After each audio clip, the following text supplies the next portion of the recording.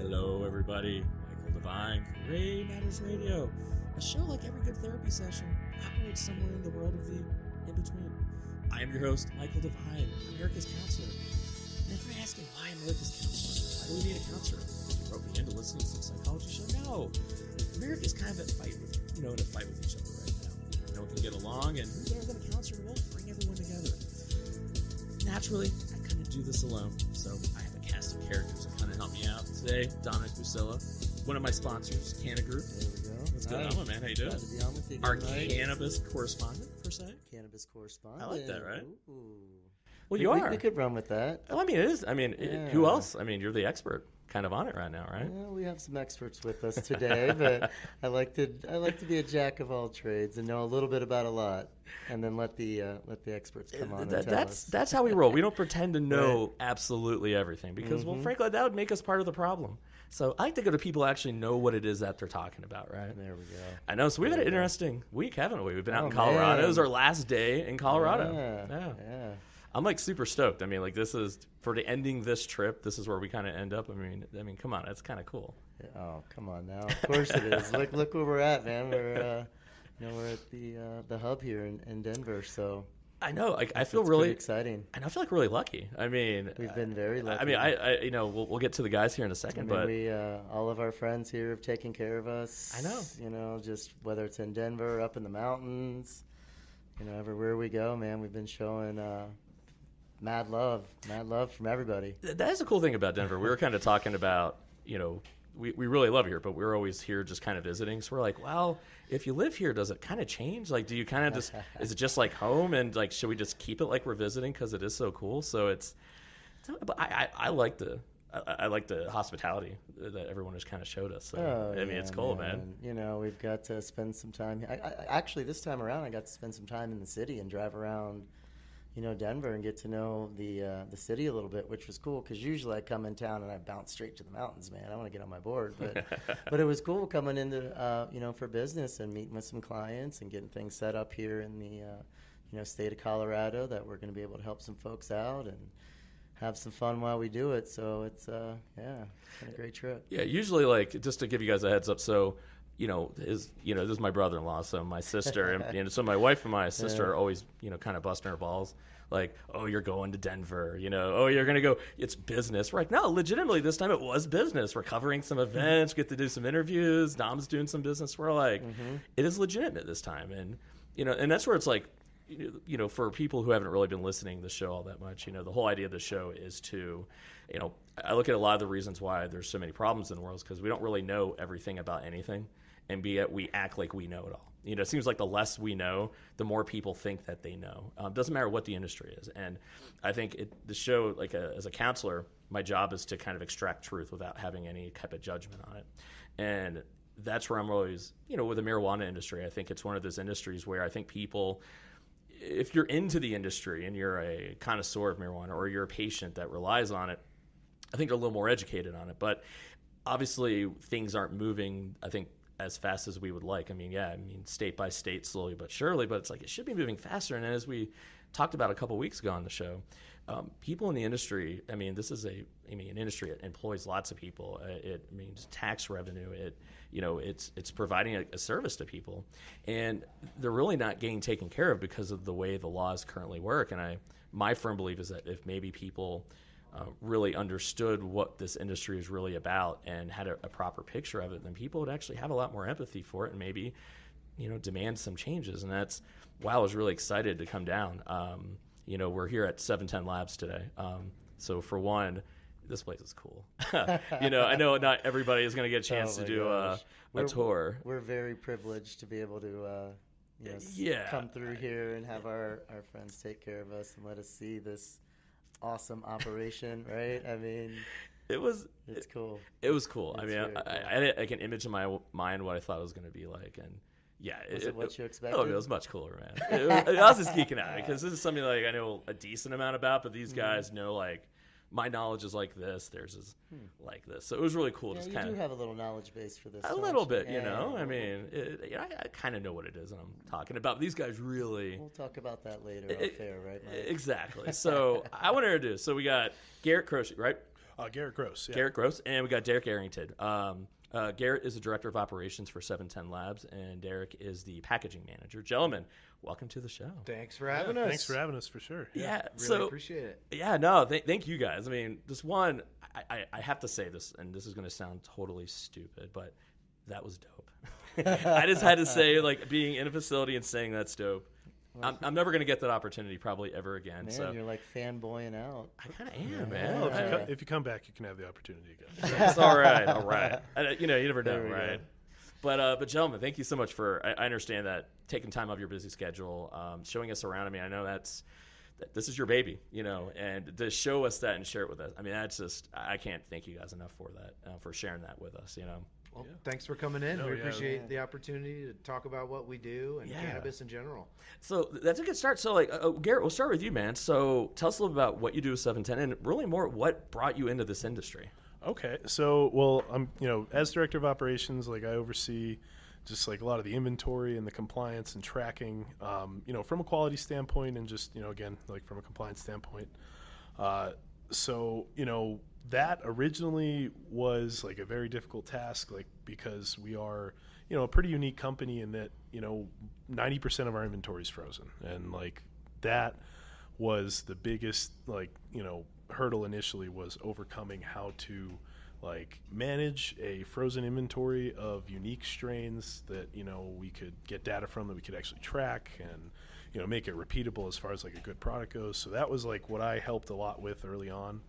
Kind of important. Yeah, I mean, it kind of is. Yeah, it was it was great. It was great to work with Brad and like our head grower Corey, and like a lot of the big guys in our operation early on, and like learn this business from them and with them.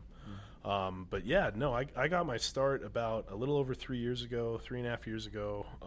Labor Day in 2015, I actually flew out here to move here. A friend of mine, a few months before, he lived in Denver already, was planning on re-signing a lease, and knew I was interested, so he reached out to me and was like, hey, do you want to do it?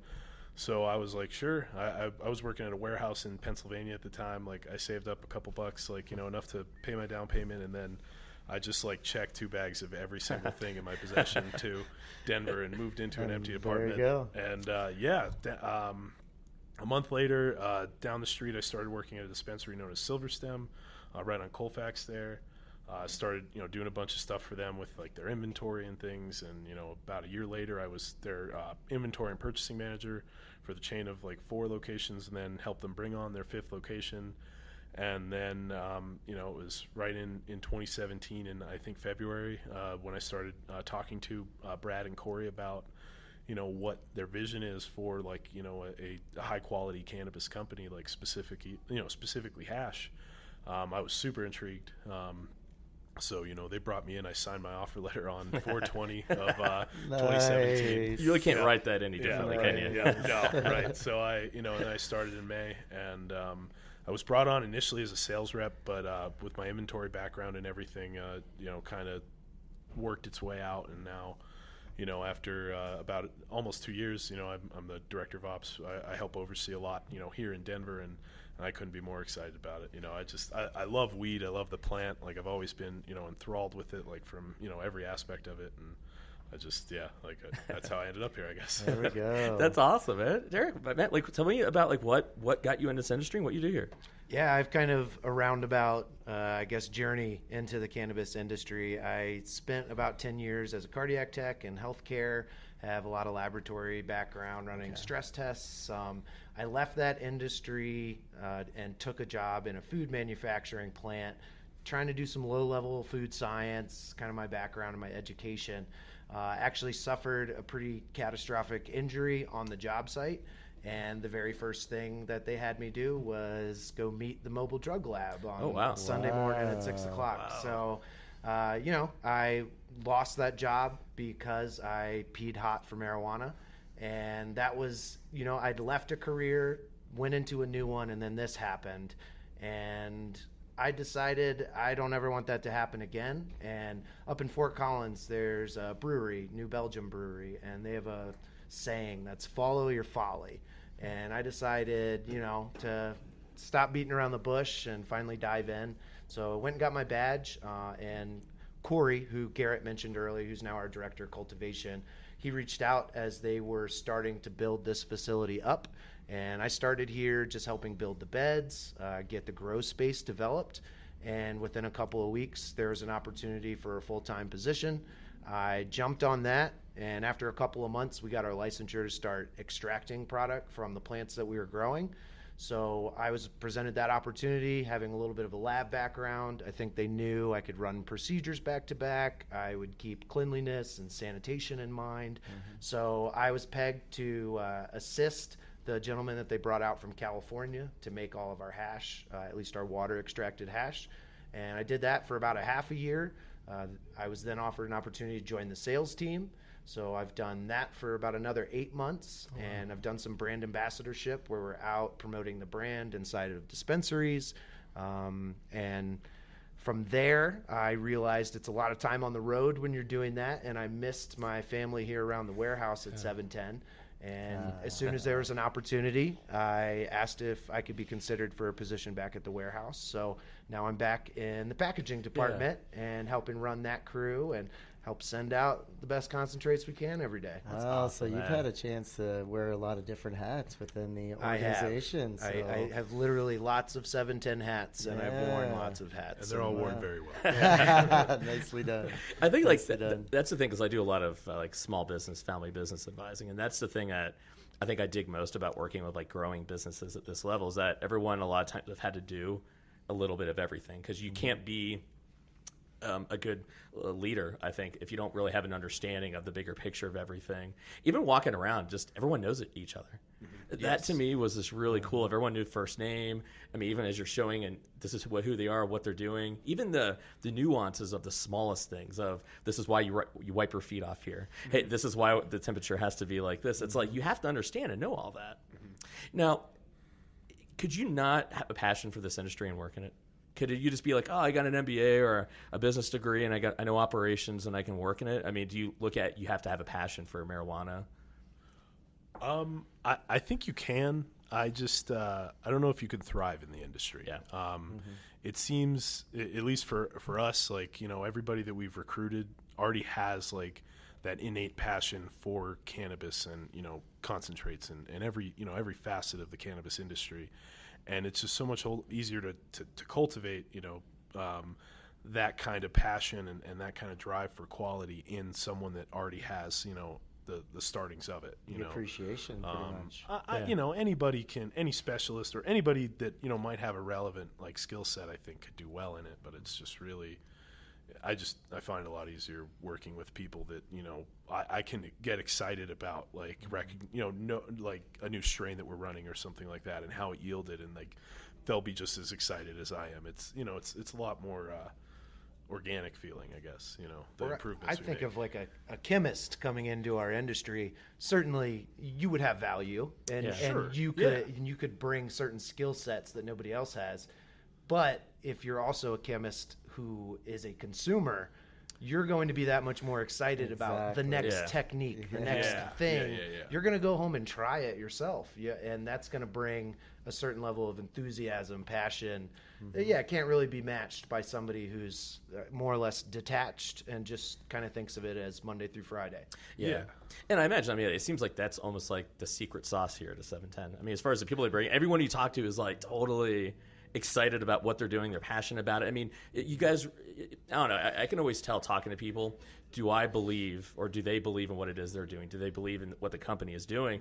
And everybody you talk to here is like, you can tell everyone's aligned. This is what we should be doing, where we're doing it, and why we're doing it. And it's cool. It's refreshing. I like, it's just cool walking into a business and you feel that. And that starts from the top down, right, guys? I mean, that's what I was going to say. Yeah. You know, not even knowing the folks out in LA, it seems like it starts there with that same passion. And 100%. Yeah, you know? I mean, when you see Brad walk around the building, like, or when you meet Brad, like, you could see that, like, the vision started with him, and like every single decision around the building, he wants his hands in almost just to make sure that it's handled exactly the way that, you know, he sees, like, you know, from the quality brand we're trying to build. Yeah. And it really enables everyone to do the same, you know? Yeah. Like, you look up and you see that, and you might as well do the same thing. So. Well, and the thing is, like, what I was like really curious about, because I I remember when we were doing some research, and then when you were showing us around, so you guys really specialize more in the resins, the extract, and that's so much more difficult process. I mean, you're showing me with, I mean, packaging and the temperature and how long something. I mean, it seems like it is so much more difficult to do that. And so what was the decision about like why we're going to focus in on resins and extracts versus like flouring? And maybe you can explain to people kind of what that difference is. When Brad, initially, brought up the concept of like a company that makes just hash, like, it was an interesting one because most people I'd say they're like the inverse of what we do. We freeze 90% of our inventory and they dry about 10, whereas most companies dry about 90%, and then maybe they'll freeze 10% or slightly more for extraction. And as far as like how it came to be, like it was just really on the ethos of like purity and cleanliness, and like it's technically vaporization, but it has the similar effect to actual dry flower when you smoke it, like whereas like like smoking like has a combustion in it involving like different carcinogens that could be bad, and it was a nice way to remove that while actually enhancing the flavor. And that seems to be the biggest change I think in the industry, was that it used to be like, oh, you got a pipe, right? And then it was like glass, right? Glass is so much better. Then it was like bubblers and bongs, right? And then it was like start getting to vapes, right? It's where you had it doesn't combust, it's a little smoother. Then all of a sudden it just seemed like out of nowhere. It was probably in the last 5 years. Then it was the pens, it was the extracts, it was dabs. It's like it seems like there's this big shift, and it seems like it's just kind of following what the consumer is almost demanding, in that cleanliness and purity, And I imagine it also gives you the ability to kind of stamp your name to it. It's like our process, what we're doing. This is a taste. This is, I mean, you can really tell, being somebody like myself who understands the growing process. It seems like you can really put your own stamp on your product with the extracts and everything. Would you say it's a pretty good statement to make? Absolutely. Yeah, it's to that note of, putting your stamp on something or identifying yourself. Concentrates are great for that because you are quite literally condensing down everything that the plant has to offer and presenting it to the consumer. So it is a distilled version of the plant. I mean, it is, everything that plant had to offer kind of whittled down. What's our average yield when we wash something anywhere? Probably like 4%, 4.5%. So you think, 100 grams of weed is giving you 3-4 jars of concentrate that weigh a gram each. And we have condensed everything that was inside that 100 grams into this tiny container. So, I mean, it's absolutely, it's a stamp of that plant, and thereby it can be a presentation of 710 Labs. Wow. Yeah. And that's a great way of kind of putting it. It's like, that's our stamp. This is our, now, do people like, we were kind of talking about Instagram and fans. Do you see people kind of knowing, like, let's say it was like remember back in the day, it was like the Pepsi challenge. Do you think people could literally know this is a 710 product? I think there's a very high likelihood they'd be able to recognize it, just from the clarity and the consistency that we get to the store, because of everything we do to the end point. I feel like if it looked a certain way, I think there'd be a high likelihood they'd guess it was our product. Yeah. And I was just going to add, going back to why resins, how did that come about? I've only worked with Brad and 710 for 2 years now. However, I know the story goes all the way back to when Brad was a dispensary owner and operator inside of Boulder.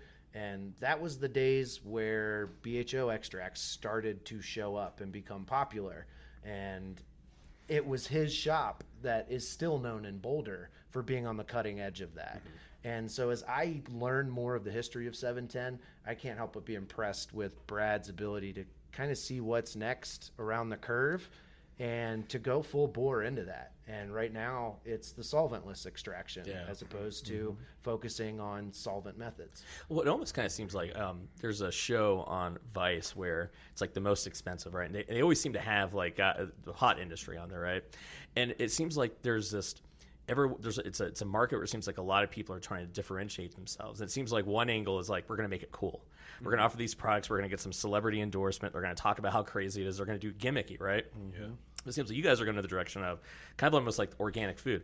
We're just going to make a better product, and we're going to let that stand out that our product is better, we make it better. You're going to taste the difference, you're going to smell the difference, you're going to feel the difference, and it seems like that's the route that you guys are going to stay kind of relevant. And it's interesting how the trends are kind of going in the industry.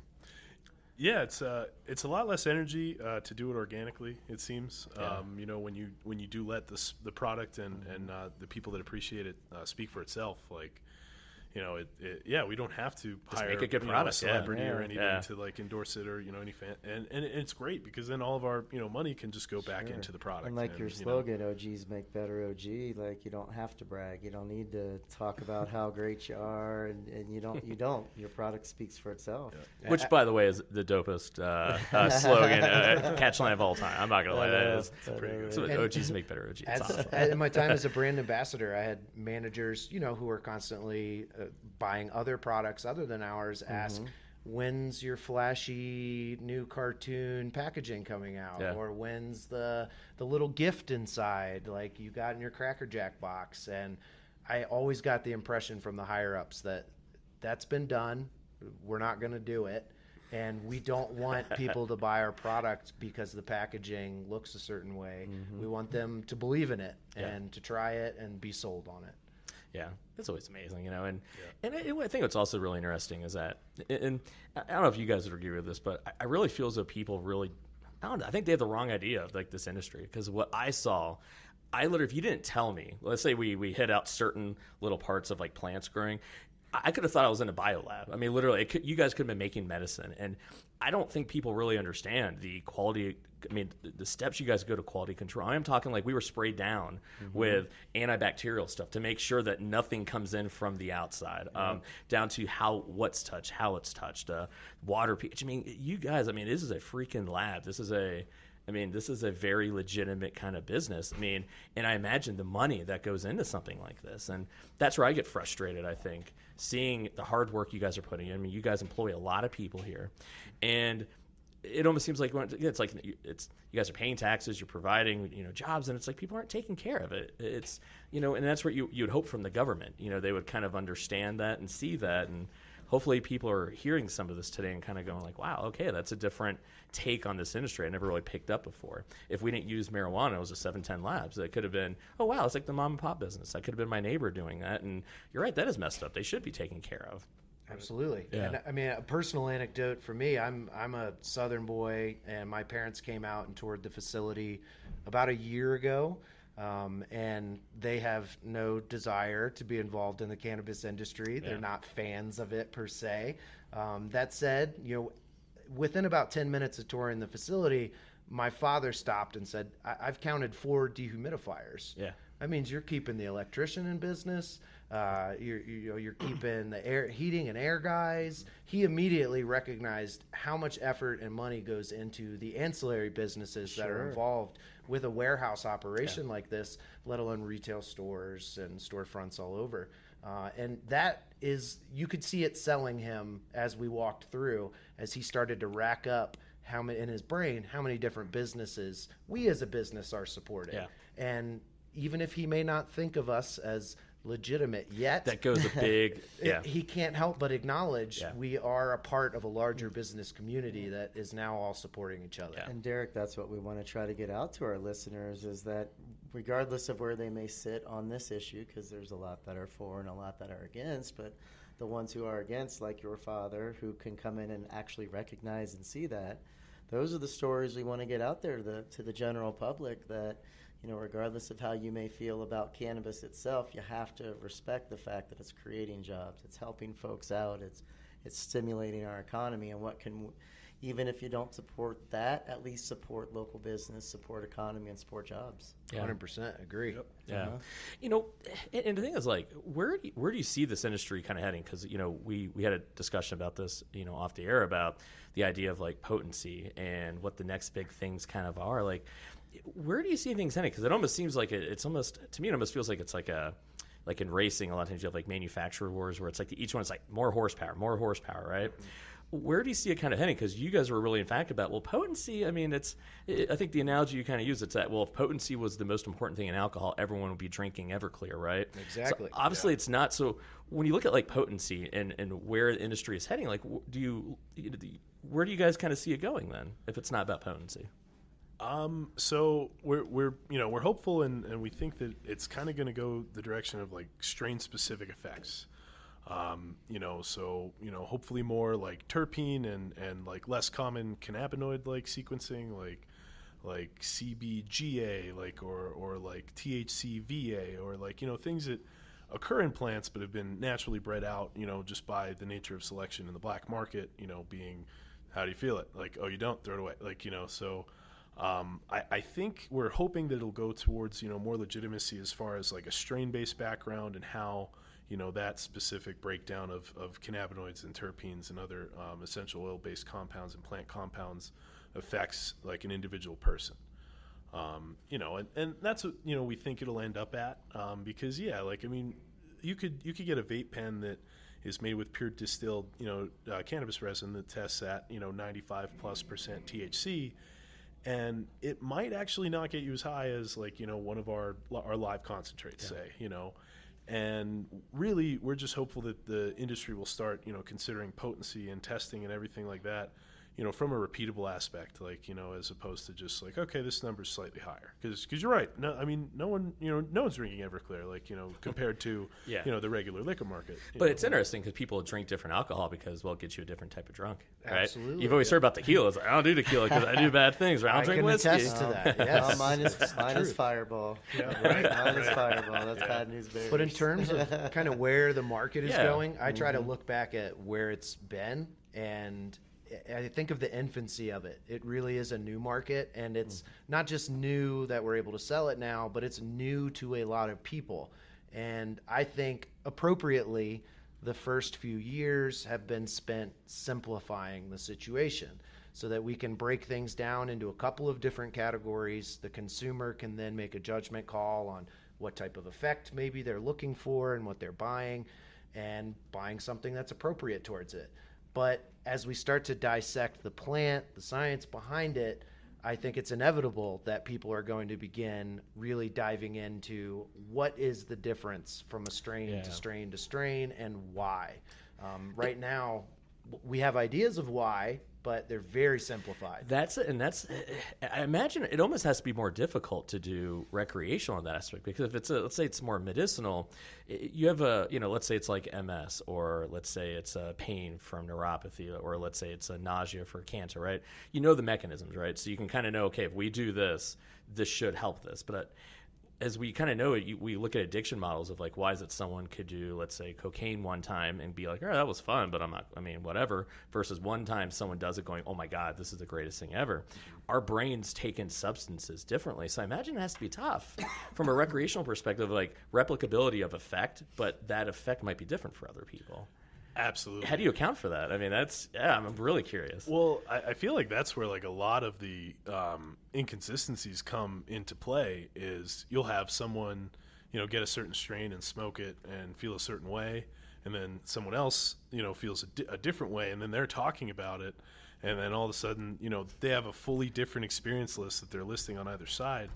And, I think that, for right now is like why, we're having trouble like getting those consistencies, because we're not looking at it with consideration for individual physiologies and the individual way that, people take up the cannabinoids and take up the terpenes and things like that.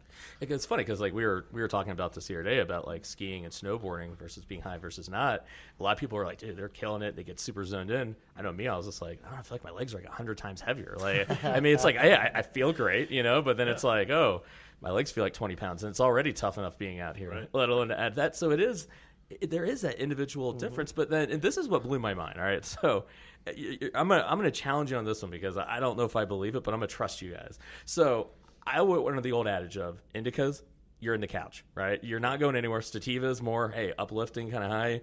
You guys are saying, nah, not so much. It's really more about how it's grown is really what's going to give you that effect. So help me understand that. So it's been preached for so long. So where did people go wrong with that? Well, so it seems like indica and sativa originally, referred to, specific landrace like varietals that came from certain regions of the world that, naturally tended to have a certain type of effect on people, whether it be more uplifting versus, more sedative or, different effects like that. Over the last 20 or 30 years, though, the amount of breeding and selection and hybridization and polyhybridization has really made those terms very difficult to use with certainty, I guess. And it seems that instead of a plant really being up or down, what we're kind of experiencing is it's more like a spectrum, where you can be anywhere on that spectrum of up to down depending on the strain that you're smoking and depending on your own physiology. I remember when I worked at the dispensary, there was this strain called Cotton Candy Kush that I would smoke intentionally before the gym. It was my perfect gym strain. I'd smoke it and I'd go deadlift 500 pounds, nothing. It was no one's business, And there were 3 or 4 other employees at the store that they were certain that this strain was an indica. It knocked you out. It was the perfect strain to I'd overhear them selling it to other people oh yeah, smoke this one, you'll sleep for 3 days. And I'm just no way, man. That's my pre-workout. And it's just I think that kind of summarizes it a little bit. It's just different. And I think of the genetics. I mean, it's like taking a Pomeranian from one side of the world and a Labrador from the other side of the world, and then we've spent decades breeding their offspring, crossing these genetics. After 40 years, you're not going to look at that dog and think, that's a Pomeranian. Yeah. I mean, and then we're talking plant genetics here, so the turnover is much more rapid, and things have simply changed. And I mean, unless you're going to the base of a mountain and, Hindu Kush or something, I don't believe you that you have unless you're acquiring landrace stock, you're not. Yeah. And that's where I think it's a testament to why you guys do what you do, because I remember when I was in Italy and there's this olive oil that they had there. It was really salty. It had a completely different. I mean, we're talking olives are olives, and I understand it changes, but they're saying, well, what's very unique is that because of this cove that was in the wash from the ocean would create the sea foamy kind of, and so it was and then I remember we went to a vineyard and it was this white wine. It almost tasted like apples, and they had Granny Smith apples next to the grapes, and so the bees would cross-pollinate it. Like a terroir kind of thing. Yeah. And so that's where I really started getting an idea of it's not just what you grow, it's where you grow it, the conditions, and that's why I think that replicability is so important. Genetics is so important, because if you switch one thing, it goes out the window, right? Right, yeah. I mean, certain strains just don't yield well enough, in extraction, with water, say, or even, hydrocarbons. It's just... we did a big selection, from originally 1,200 seeds. Now we're down to 45 different unique cultivars in the building, across some have up to 3 different cuts in the building, and that was all just selected for resin production, and for this specifics of this operation, I was going to say, I think of turning genes on and off. We may have a certain genetic panel that's present, but it turns out that only certain genes are going to flip on when an environment is just the right amount of stress, maybe a heat stress or a water stress, and that'll trigger certain reactions in a plant that wind up being desirable for certain goals as a cultivator. So it's exactly like you said, it's genetics, but it's also controlling the environment and trying to, I guess, coax certain behaviors, certain expressions out of those genes. Yeah. And this, once again, it's so cool that, once again, this is a business. This is a lab. It's I know I keep hitting this point home, but it's I'm a geek, all right? It's cool. But that's why I get people just need to understand that. It's this is... Well, it's craftsmanship. Yeah, right? exactly. You guys are true craftsmen in that you want to put out a good product, and it starts all the way from the babies and goes all the way up, and everything that ends up going into cultivation for you guys has been taken care of from start to finish by multiple people. And going back to what we were saying earlier about everybody having that passion for what you guys do and what your company's about, that as it goes through the entire process all the way up, to the final location. As you were telling me the other day that you'll get there and the sales folks can't leave until they know that your product is going into a fridge. Right. Yeah, on arrival. And, exactly, yeah. And so that's just craftsmanship that I think has been lost a lot in the past 20 to 30 years, just in industry in general. So to see a company like you guys actually taking pride in that again, it's refreshing. Well, I think it's good timing on 710's part in terms of the Colorado market. If it was only about 2 years ago that we began selling concentrates, and the market existed for years before that, and I noticed, at least in my personal experience, kind of a race towards the bottom in terms of pricing. Sure. How can we make more and get it out less to the people? Absolutely. I'm not sure, if the very first year of recreational in Colorado, if 710 would have had a place on the shelf yet. But now that people have experienced, mass quantity and what that product is, they start to wonder what's up the shelf a little bit, and what are folks doing differently other than what I've tried. And I think it was great timing to come in. I think the market was ready for that here in Colorado, and I can't help but wonder what would have happened if they tried it 6-7 years ago. Would people have been ready? Interesting. Yeah, when you look at where the state of legalization right now, it's illegal in the state, but it's illegal federally. Are there things that you guys could probably be doing differently or better if things were completely 100% legal, or is something that would make it easier for you guys?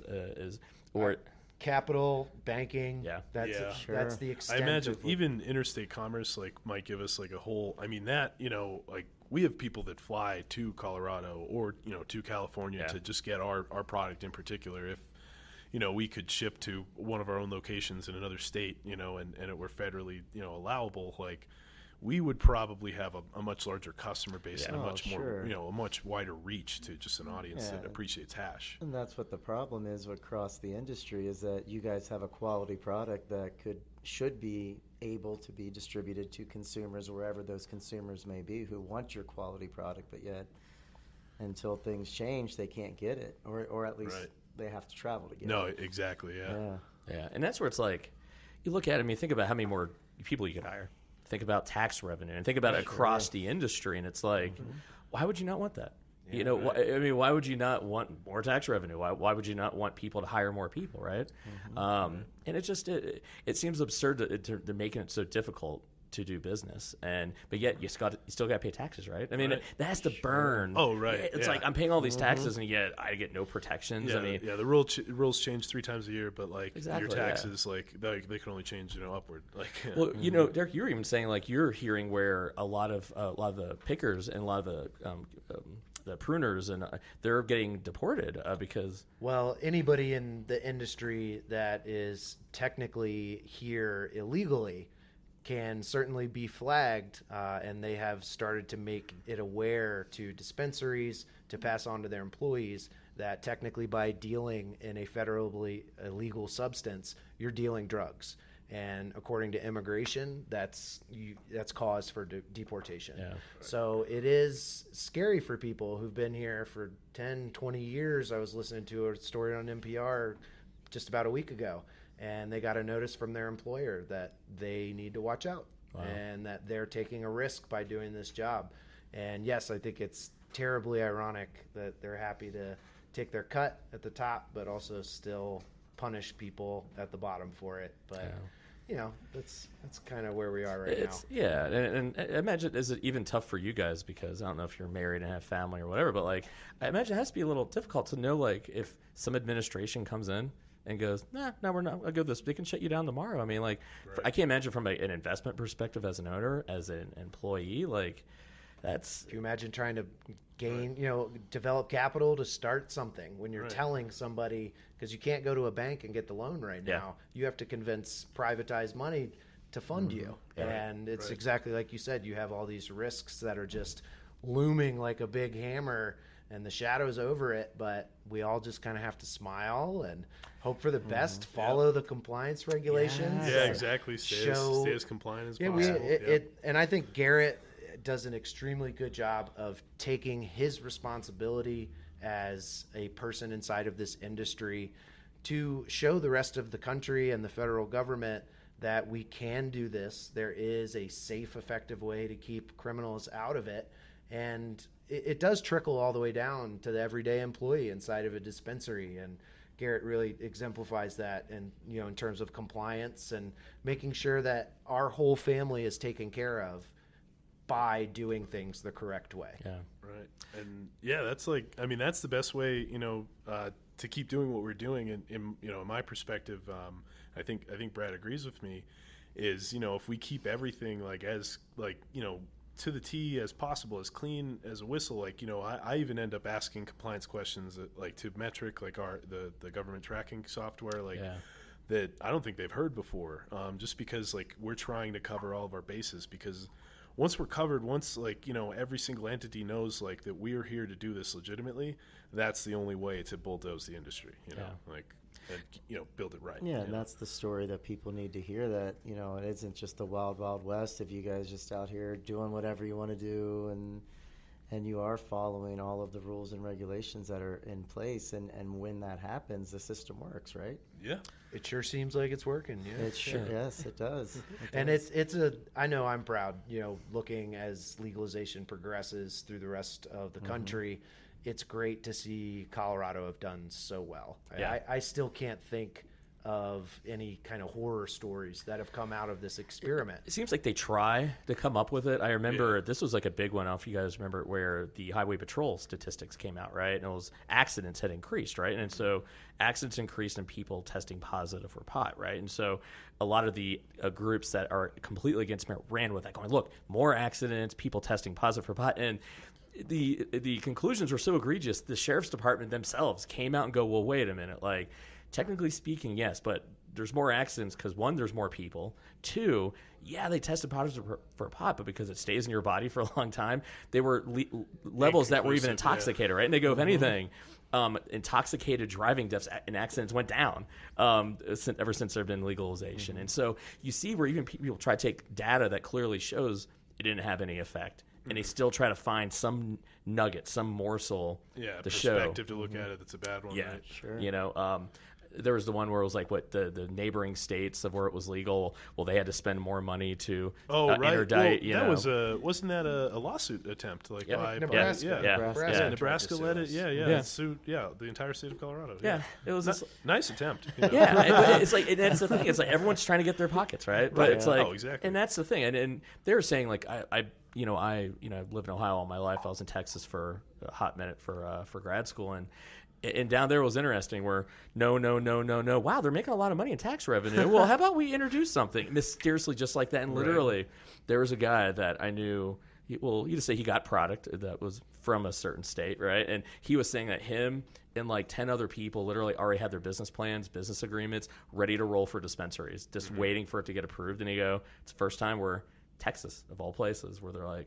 Yep. So it is changing, and I think a lot of us would like to see it happen faster. But it seems like the one thing that has to roll is the federal rollback. Are you guys kind of optimistic with some of the chatter, within the White House of trying to make it go from a Schedule 1 to a Schedule 2? I think is what. Yeah, either 2 or 3. I think is what they're talking about. I'm excited. I know they announced it. I think last November is when they made the announcement that they will have something to say about it. Yeah. But till something actually happens, it's all hearsay, right? Well, and there's a lot happening too as well within the federal level, and there's some senators across the country who are advocates, and from what I've gathered from some of the folks I've talked to, it's going to sway our election. It's going to have to, because there's too much of a critical mass of people who either A, want their medicine and need their medicine, right? Or B, there's a big enough population of people who want to be able to use it recreationally. That's no different than someone wanting to go buy a beer, or no different than someone wanting to go buy a cigarette. So, when it comes down to it, it's our civil liberties at play as well, that, as a country, when our critical mass is starting to kind of shift, it's it's something that's going to have to happen, and especially going back to the fair business practice and banking, and you guys are able to run these. It's anybody else who wants to open any other type of business can get loans and get assistance and get help. be able to write expenses off. You guys can't even write off business expenses. It's Nope. crazy. No. You know, and We can't, post a profit technically. Can you even how does you guys do like retirement plans, 401ks? I mean, you guys at least able to do that for your employees? I mean, we have health insurance, and I imagine they could probably go go into those things because the way that they pay us, I would bet. Okay, but I also don't know.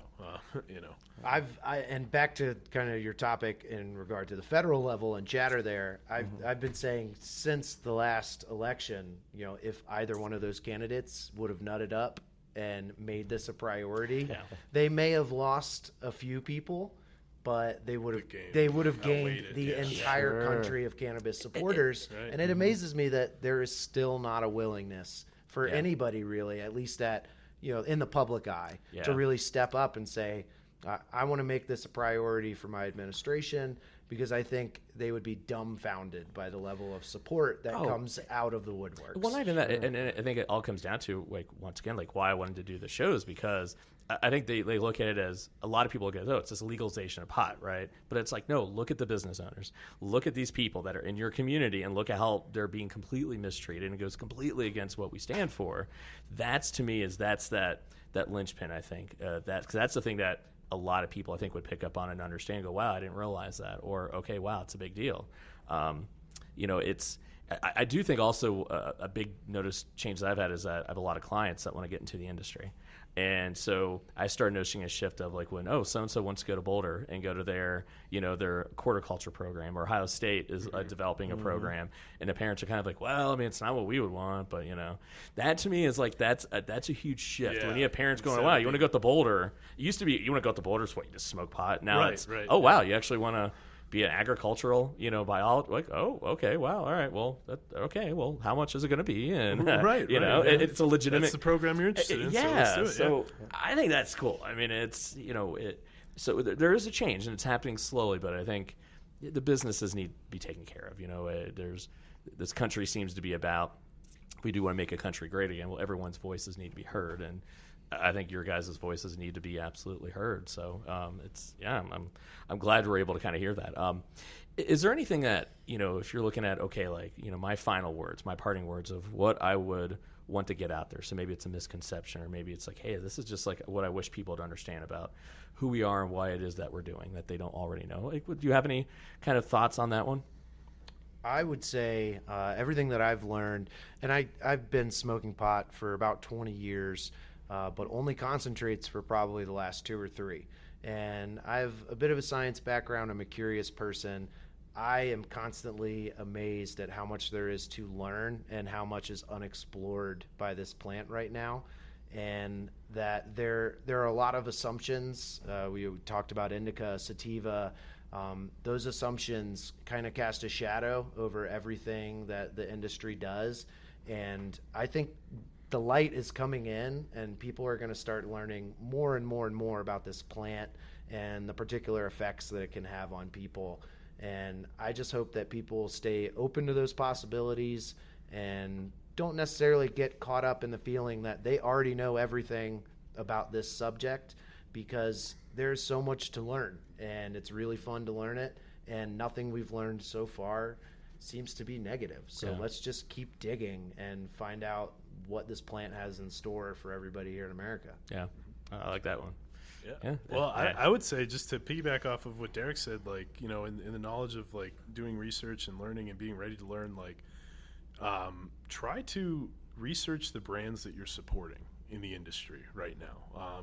Try to find out, what type of product they're putting out, the cleanliness of it, if they use pesticides, things like that, because I feel like currently, the state of regulation kind of enables a little bit of negligence on the producer's side, and the more support that, companies that are doing their diligence to provide a clean product, without completely just doing exactly what they're required to do by law, but what they know is right. I think that's just really important to do. Yeah. So. That's awesome, man. Yeah. Dom, any last final parting words? Any last kind of questions for our guest here? No, I don't think so. I think we kind of covered a lot of good stuff, guys. I want to once again thank you guys for your hospitality and taking time out of your work day. It's our pleasure to be here. Oh yeah, thanks for having us. Yeah. Yeah, I'm gonna kind of throw it out there, and I'm gonna volunteer my professional psychology background. If you need anyone to help understand psychoactive properties, effects on the human beings, hey, I will gladly. I will guinea pig myself. If I have to come out here multiple times a month to test it up, my wife will have to understand. So you're volunteering to be a lab rat, huh? Yeah. Well, we're always looking for guinea pigs. Yeah, so well, come on back. We'll write you in. I love it.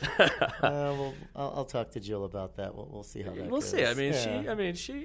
see. She's coming along with some of this. I think. It started off as like this podcast thing of like, oh, it's Mike's little hobby, and it gets his voice out there, so he doesn't have to write another book. And then it was like, okay, maybe it is a little legitimate. All right, getting some cool interviews, and oh wow, growing base is kind of growing. All right, so I think if there's ever a time where I could start really pushing it, I think now is the time. I can be a pro, right?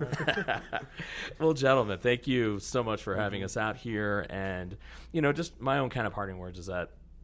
Just like everything on this show is there's different ways of looking at things. And this isn't about telling you what to think, what to look at. It's cool if you're not in with, if you don't like smoking pot or you don't believe all that much in it, then okay, great. I mean, everyone has their own ability, I think, to have their own opinion. But what I hope you walk away with is that, okay, just like with alcohol or other things that everyone should be allowed to run a business, especially when it's a business that is doing good things. They're helping people. They're employing people. They're giving tax revenue for states. And then just like with alcohol, people do enjoy it. And I hope people can maybe understand that. And when they're looking at these issues, politicians and media people are so good at boxing you in. Well, you have to look at it like this, or you have to look at it like this. And it's like, no, use your ability to kind of think and go, okay, yeah, I may not agree with this, but that's not fair to these guys over here. That's not what we believe in, and I don't have to believe in that to approve of this. And I think that's where we need to head as a country. That's how it's always kind of been, and we see it with cigarettes and alcohol and other products. And it's like, okay, this one has been proven to be far less negative and detrimental to people, but yet some reason we have this double standard, and we got to get rid of it. Well, it's just the old reefer madness mentality that has permeated through the past couple generations, that now that all of a sudden that's going away, right? The reefer madness is lifting, and people are finally coming to grips with, hey, this isn't so bad. It's something changing. Even as a clinician, Right. I think I have the ability now to even to speak a lot more open and free about where it used to be kind of like, Mike, did you smoke pot? No. I would hide But you like. didn't inhale though. Right? I used to hide I literally even I'm a big Salvador Dali fan, and there's certain ones I put in my office, and I want people to ask like, well, Mike, you've seen a lot of psychedelic kind of things. So I even feel more comfortable now even talking about it. And parents are like, well, Mike, what do you think about this? And I can actually talk about the medicinal properties behind it. And parents are, heck, they're looking at, I'd rather give my son or daughter this than put them on an antipsychotic or something. And Right. And so it has changed a lot. I'm real happy about that, and it's cool that we can talk about it. It's cool we can do a show like this and everything, And I would just add, if you don't personally support cannabis, you probably support farmers. Yeah. And we're all farmers. Yeah. You probably support independent businesses, and we hire electricians, air conditioner, heating and air guys that are in here 5 days a week with us. We are a part of the American economy at this point, and it's hard to not see us as that. And I respect what you guys are doing, trying to bring that side of this conversation to everybody, because I haven't heard many people talk about it. Yeah. And I think it's one of the few points that is going to be able to persuade 80% of the people that are out there. Even if you don't support cannabis, you probably support a lot of what we're doing through our company. And that's the message we're trying to get out there. I love that. It's like you support farmers, you support us, right? Sure. You support electricians, you support us. I love that. Well, that note. Hey, stay hashy, everybody. So our producers giving us the hook, that music. But I'm a little sad at the end of our trip. We got to go back home. But we got to go home, right? We have to kind of go home. But it's been it's been real. So I want to thank 710 for having us out. Eric, Garrett, you guys are awesome. Thanks for showing us around. Yep. My brother, Dom, thanks for being on the show as always. Oh yeah, thanks for joining me out here in Colorado for yet another great trip. I love it, man. Mhm. Yearly pilgrimage, right? Well, on behalf of myself, Reporters Network, I'm Michael DeVine. And just remember, everybody, next time someone asks you, hey man, you a Democrat, you a Republican, you a liberal, you a conservative, say, fuck that noise. My ass is gray. All right, everybody. You stay well to each other. Peace.